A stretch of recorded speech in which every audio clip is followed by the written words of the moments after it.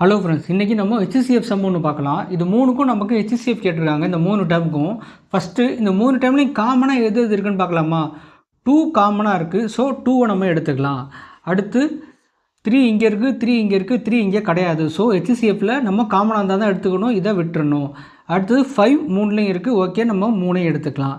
அடுத்து 7ம் 3லையும் இருக்குது, நம்ம 3லையும் எடுத்துக்கலாம். இப்போது பவரை பொறுத்தவரை HCFல நமக்கு கம்மியான பவர் தான் எடுத்துக்குவோம், ரைட்டா? இப்போது இது இங்கே என்ன இருக்குது? 2 பவர் கியூப் இருக்குது, 2 பவர் ஸ்கொயர் இருக்குது, 2 பவர் கியூப் இருக்குது. நம்ம 2 பவர் ஸ்கொயர் தான் எடுத்துக்கணும். அடுத்தது 5 பவர் 1 இருக்குது, 5 பவர் ஸ்கொயர் இருக்குது, 5 பவர் 3 இருக்குது. நம்ம 5 பவர் 1 தான் எடுத்துக்கணும். ஸோ எதுவுமே போட தேவையில்ல, அப்படியே விட்டுருங்க. அடுத்தது 7 பவர் 4, 7 பவர் 6, 7 பவர் ஸ்கொயர். இங்கே 7 பவர் ஸ்கொயர் தான் வரும், ரைட்டா? இப்போது இதுதான் இந்த சம்முக்கான HCF. இதுவே நம்ம எல்சிஎம் கேட்டிருந்தால் எப்படி இருந்திருக்கும்?